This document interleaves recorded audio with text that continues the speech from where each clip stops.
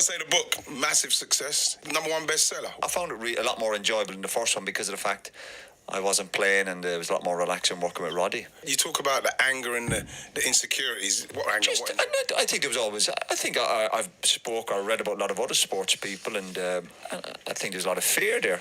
And I go back to it maybe being a kid, fear of losing, fear of failure, and all those. I think they're only natural thoughts to have. So I also use that as a form of energy of.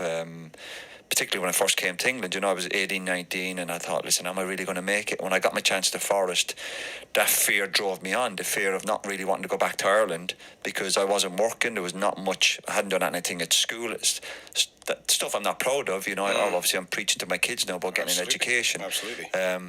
But so, as I said, I used that to make sure that I made it to England. When I got to England, I was going to do well and get in the first team. And then when I went to United, of course, it was all about winning trophies and being successful. So I used the fear as, as I said, in a nice way, if you can put it that way. You go down as easily Man United, one of Man United's, for me, greatest captains. And the way you talk about the fear and what drove you on, for me then, the way I played against United and that Man United team, would you say that was the perfect football club for you then? Yeah, absolutely. I think they were. It suited me down to the ground, United. I think the lads I played with were perfect for my personality as well. They kind of put up with a lot with me, but they also appreciated me. I think there was no,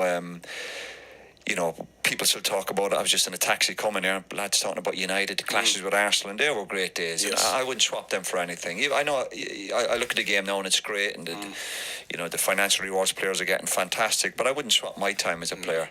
And Man United just suited me down to the ground. The manager, the staff, I suppose the pressure of winning trophies, winning every week, the demands of the crowd, the demands the players we put on each other in the dressing room, on the training ground. Yeah. I wouldn't swap it for anything. It was quite a fright. You could see the winning mentality. But people always give me credit saying, "Oh, you were a winner," but I was surrounded by winners. Man United. Listen, I felt everybody in the dressing room had the same will to win as me. Maybe I showed it in a different way, and it came out obviously when I was on the pitch, the way the way I played. But the lads, the dressing rooms, we were all the dressing room was full of winners, and that's why it helped us because we were talented boys. Yeah. And obviously we had great desire and hunger, and that certainly helped.